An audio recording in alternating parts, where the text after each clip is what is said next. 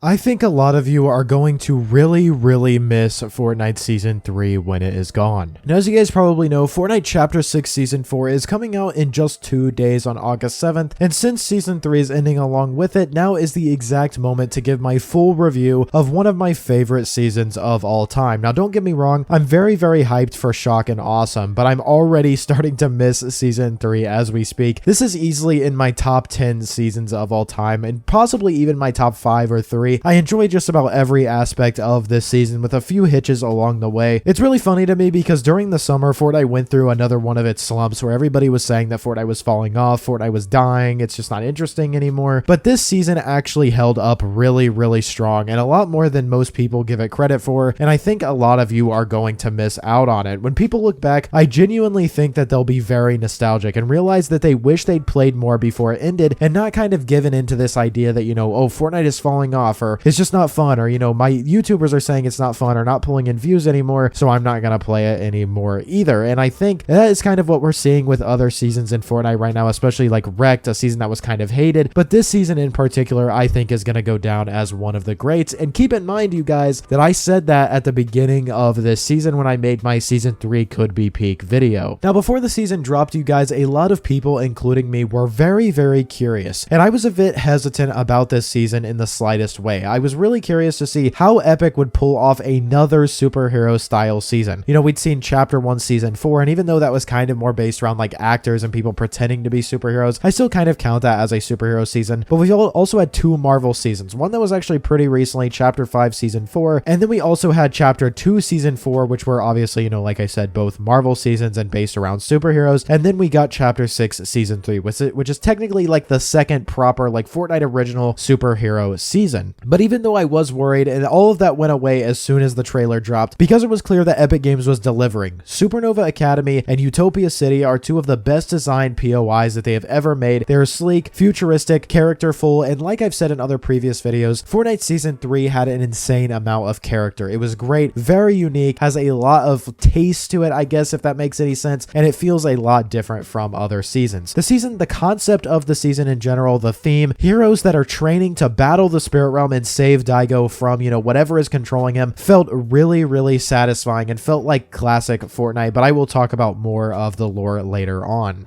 Even though I was very nervous about this season at certain points, especially before the trailers dropped, and not very sure how good this season was going to be or how they were going to pull it off, hoping that it wouldn't be just a copy and paste, I'm very happy with what they did. Now let's talk about overall the map and the POI design, which was a very stark contrast. Moving between, like I said, Utopia City and Supernova Academy, which were 2 of the best POIs that I've ever seen, and Demon's Domain, gave the map insane visual contrast, and I loved that they went in that direction with Season 3. You know, Utopia City has that clean, you know, white and blue, kind of like Frutiger Arrow style. If you guys know what that is, it's kind of like the old like PC design stuff that they used to have where it's like watery and there's fish everywhere. Very futuristic design and a kind of like a sci-fi aesthetic, if that makes sense. You guys know what I mean if you've played there. It felt like stepping into a actual like technology-based utopia that was being built to kind of fight darkness in a very advanced state. Now, Demon's Domain, on the other hand, was one of the darkest, most corrupted POIs that we've ever seen in Fortnite. It looked and felt like the map was actively cracking under the corruption of the spirit realm. You know, around it, stuff was like dying, you know, trees and stuff, along with the spires and everything, just gave it a great environment, and it really felt like the story was on full display, like you were enveloped with what was going on in the story. And even if you weren't paying attention to exactly what was going on in detail, it was clear that something bad was happening on the map with all of these, you know, spires and everything floating around.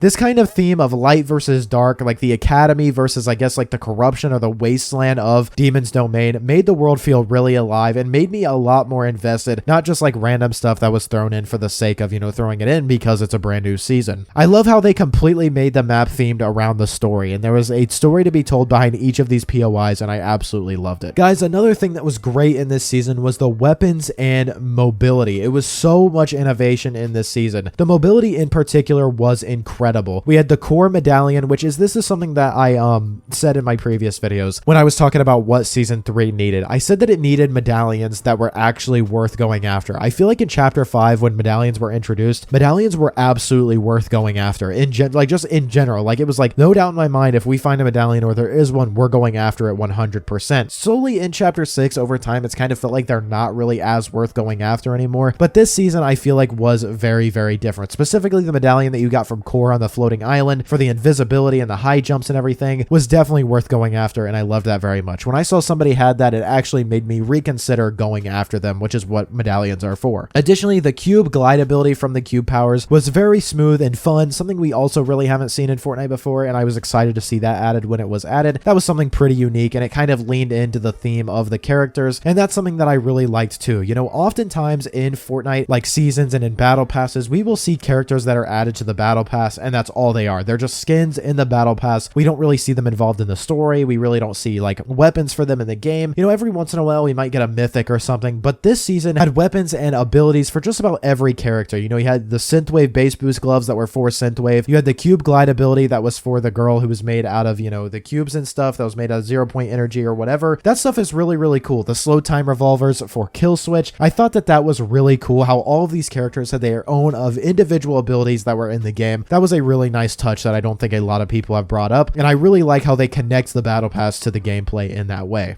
Now, even though the base boost gloves initially got nerfed because they had like insane build destruction, but even like when they were weakened, they remained really, really fun and thematic. I'm glad they didn't remove them completely, but they were a lot of fun. The purpose obviously for them was for mobility, and that's what they served their purpose very, very well. I thought they were super fun. The time slow revolvers, the matrix kind of revolvers, are awesome. Instant standout in this season, and one of like iconic things of season 3. One of Fortnite's most unique weapon mechanics ever. Felt very, very cinematic, and some awesome clips came out of this within the first couple of weeks of season 3, and I hope they continue to innovate in that way. And I've glazed those a lot in my other videos, so that's all I'll say about those revolvers.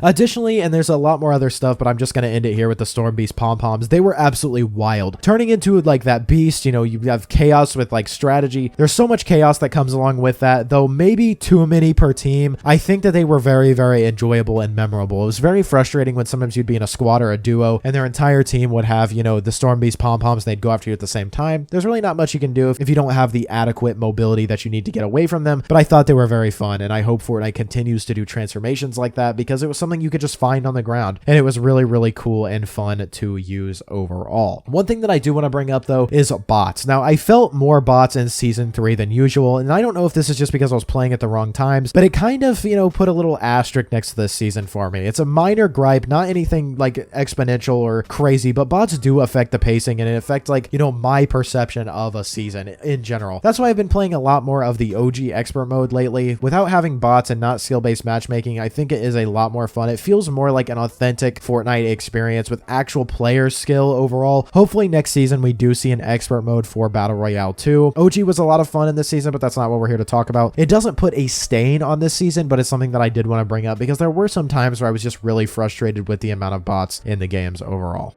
Now let's take a second to talk about the lore of this season. This season was consistently engaging lore from start to finish. My lore videos were some of your most watched this entire season, and I thank you for that so much. I'm glad you guys enjoyed them, and there was so much passion behind it because I feel like Fortnite finally cared again with this season. From the beginning of Fortnite season 3, and obviously of course OG season 4 as well, it was clear that the lore was back and that Fortnite was paying attention to it. We had teas of the 7 possibly returning, you know, OG being beneath the BR map and the 0 point shard being vaulted, major tighten up of long-term mysteries and stuff that was tying back to even Fortnite when it was back in chapter 1. I thought it was absolutely amazing, and I'm so happy what they did with the lore this season. Obviously the main event of BR being Daigo's possession, the building of the vault as well, and the rise and fall of Supernova Academy and the Spirit Realm threat. I stayed intrigued all season, and if you notice from the beginning of the season to the end, we're talking about completely different things, and something I haven't even brought up is the awesome event at the end of the season that clearly puts us into the next season of Fortnite with a story arc. I think that was awesome. I love what Fortnite is doing with the story, and they absolutely need to keep this momentum going into season 4 and beyond into chapter 7 after the mini season. Characters like Midas, Hope, Morgan Mist, and Daigo, they give me, I feel like there was a lot of emotional weight behind these characters. This is exactly the kind of sustained story that Fortnite needs. I hate when they kind of only have story arcs for one season and then kind of abandon it, and it doesn't seem like that's what they're doing right now. I was very interested and kind of confused why Fortnite kept deciding to put Midas into the story after he was already a big deal in season 2 of chapter 6, but he really wasn't too intrusive, and I thought it was cool how they used him. So overall, you guys, in 2 days, Fortnite chapter 6 season 4 starts, and Shock and Awesome looks very, very exciting, but I'm gonna be honest, I'm really going to miss Fortnite season 3. A lot of players are gonna doubt it right now and not really think about it, but later they'll regret grinding, or maybe just they'll regret skipping the season entirely. It deserved more time in my opinion than 2 months, because I was having so much fun with this season. I didn't even mention the Superman transformation. That was a lot of fun as well. If you want more deep takes or theories on season 4's bugs or continuation of the Spirit Realm arc, I've made other videos on my channel talking about that. You can find them on my channel or at the end screen that you're looking at right now. Thanks for all of the support through season 3, you guys. I really did enjoy it. If you did enjoy today's video though, please do drop a like. You watched all the way to the end. You must have enjoyed, so drop a like. Subscribe to the channel. I make videos like this every single day. Use code PROZEROYT in the Fortnite item shop, and I will see you all in the next one.